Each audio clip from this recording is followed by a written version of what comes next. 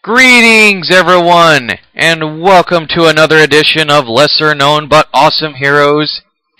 And today, I'll be talking about probably one of my favorite DC superhero groups, and a group that, like many of the characters that you see here in Lesser Known and even future videos, was also one of the many characters I was introduced to through Batman Brave and the Bold. And today I'll be talking about Dr. Will Magnus and his sentient robots, the Metal Men. Yes, that's right. I'll be talking about the Metal Men. And they debuted in Showcase issue number 37 in March to April of 1962. And they were created by Robert Canaire, Ross Andrew, Andru, and Mike Esposito. Will Magnus created 6 robots, and this was the original team, which was Gold, Iron, Lead, Mercury, Platinum, and Tin. Gold was the field leader. Iron was the strong man of the group. Lead was a little bit slow-witted, but was fiercely loyal and was probably the one that could take the most hits for the team. So he was the secondary powerhouse to Iron. Hot-headed Mercury, self-doubting and insecure Tin, and Platinum, who was also called Tina because she believed herself to be a real woman and was in love with Magnus. The group's personalities mirrored their namesake metals, being dictated by devices of Magnus's design called responsometers. Each one possessed unique abilities that reflected the traits of their namesake metals. Gold could stretch his form almost infinitely. Iron was super strong. Lead could block harmful radiation by morphing into thick shields. Also, as an interesting fact, the Metal Men have their own fastball special where Iron basically causes friction by tumultuously molding Lead's body through superheated friction. He could actually mold him into a giant-sized cannonball and actually hurl him at enemies. Yeah, I just thought that I'd throw that in there for a lot of for the idea, because I believe that that's actually the idea for the fastball special in X-Men. For those who aren't X-Men fans and don't know what the fastball special is, that's where Colossus throws Wolverine like a javelin. Just look it up, you'll see it. It's kind of a bold and badass move. Anyway, let's see. Block and by morphing into thick shields. There we go. Mercury could melt and pass through small spaces before reforming, and Platinum could stretch, flatten, or spin herself into long filaments or fragments. Basically long wiring. The robot heroes were all destroyed in the story since no further need for them was foreseen at the time. However, though the Metal Men story was actually shown to be a one-shot, the characters were then featured in 3 following issues of Showcase, which was issues 38 to 40 in June, August, and October of 1962, and proved popular enough to warrant a reappearance in their own actually self-title. First published in May of 1963, the title ran on a bi-monthly schedule with original stories until Metal Men issue 41 in December of 1969. A second female robot created by Tin was introduced in issue 13 in April to May of 1965, and she was later, as of issue 15 in August to September of 1965, christened as Nameless, later last appearing in issue 32. Her disappearance was unexplained until Brave and the Bold, issue number 87. In issue 33, the direction of the comic changed from lighthearted, like Presto Science, to suspense and tragedy, as Will Magnus was put in a coma by a lab accident and mankind turned against the Metal Men, finally forcing them in issue 37 to assume human identities. Guy Gildan, a Wall Street financier, Ledby Hand and Tinkerer, who are musicians, Tina Platt, a fashion model, Mercristo, I think that's how you pronounce that, which was an artist, and Iron Man Monroe. Yeah, there we go, Monroe, construction foreman. The series ended with issue 41 with the Doc Magnus terrorist plotline unresolved. Now we move on.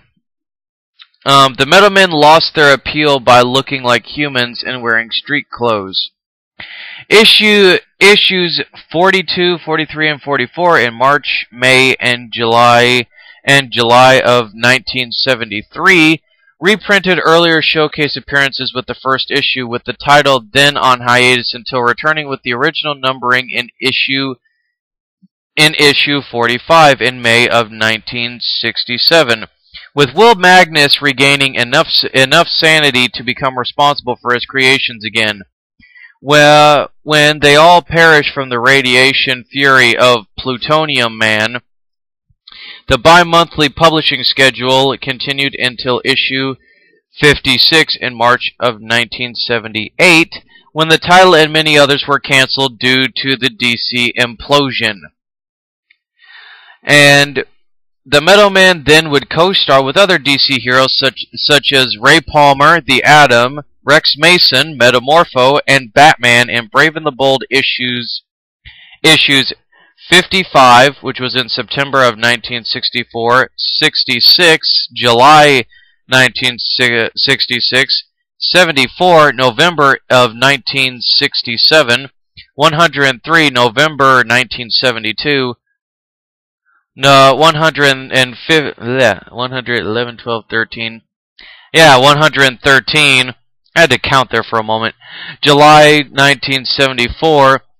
Issue 121 in September of 1975. 135 and 36 in July to September of 1977. 187 June of 1982. Holy crap, I'm about ready to pass out. This is getting boring. This trend was repeated with Superman in DC Comics Presents number 4 of December of 1978 and 70 of June 1984, followed by an appearance in Showcase issue 100 in May of 1978. Whew. Okay. Now, the 90s. The group returned in another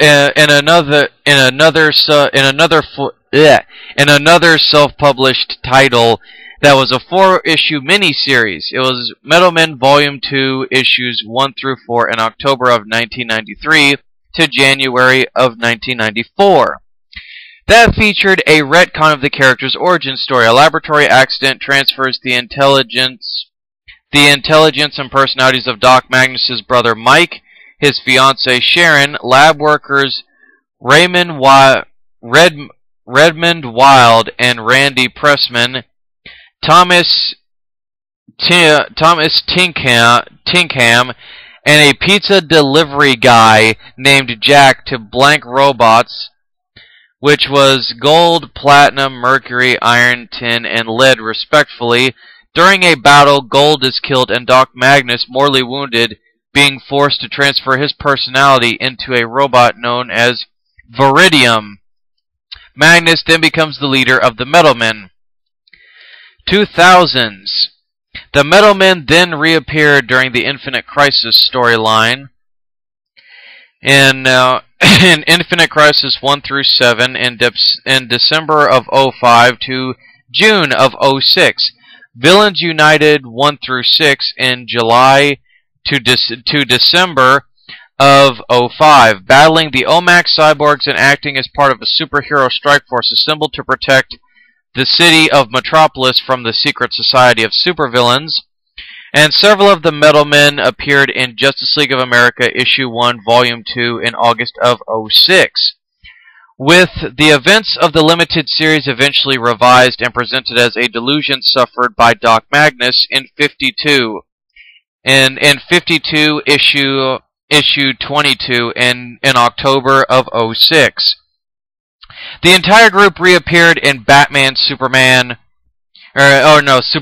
Superman, Batman, Superman, it doesn't matter. 34 to 36 in May to July and August of '07. Having been rebuilt and upgraded, including a new female member, the sarcastic Copper, implied by Lucius Fox as security for Wayne Tech, the Metal Men temporarily fell under the influence of Brainiac. The group starred in another limited series running for 8 issues, Metal Men Volume 3, Issue 1 through 8, October of '07 to June of '08. The brother of Doc Magnus attempts to avert a catastrophic future and prevents the creation of the group, and uses a device stolen from the villain Tio Morrow to change the metal into evil radioactive versions based on other metals. Called The Death of the Metal Men, uranium, which was iron, strontium, I think is how you pronounce that, mercury, thorium, platinum, radium, gold, lithium, copper,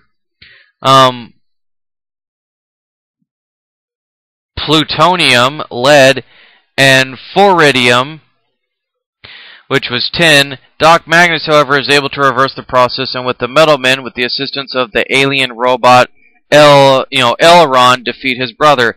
The Metal Men were also featured in a standalone story in the weekly publication Wednesday Comics, issue 1 of issue 1 through 12 in September to November of '09, and co-starred in the first 7 issues of Doom Patrol, Volume 5, October of '09 to April of 2010. Or 010, however you want to pronounce that.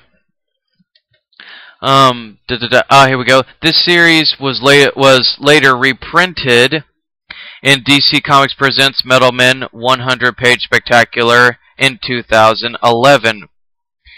And the Metal Men have appeared in Justice League Generation Lost issues 10, 11, and in November to December of '10, captured by Maxwell Lord. The Metal Men are reprogrammed and believe themselves to be human living in a magical fantasy world. At Lord's behest, the brainwashed Metal Men attack the members of the new Justice League International, thinking them monsters, and merge into their alternate universe from the limited series Kingdom Come 1 through 4 in May of August of 1996. Persona Alloy, but are eventually defeated. Yeah, that's right, guys. When all the Metal Men apparently, like Transformers figures almost, can actually combine into Alloy, the ultimate Metal Man. Yeah. And Alloy. And I don't really actually. Tangent Comics had a covert ops group called the Metal Men, but they were all like 6 human operatives. And in another alternate future on Earth 44, there were robotic versions of the Justice League that were led by Doc Tornado, who was actually a human version of Red Tornado. And that's about it, guys. That is it for the Metal Men. That's the entire origin. And I decided, you know, just for a couple of kicks, I'll throw in some extra facts, make it sound kind of cool, because I like these characters. I think the Metal Men, when I first saw them, they're definitely a very unique and very, I feel, underrated superhero group. They're basically sentient androids that are based on metals of the earth, basically. I mean, you know, iron, copper, tin, all that stuff. It's like, that's cool. That's a cool concept that's very ingenious. But like all the many characters featured on here, they're not given all that much justice, and sadly they are lesser known. But as always, guys, like all the other characters that I've featured on this segment, they are no less very awesome. And of course, as always, guys, and you know it well, stay tuned for even more lesser knowns and more awesome heroes.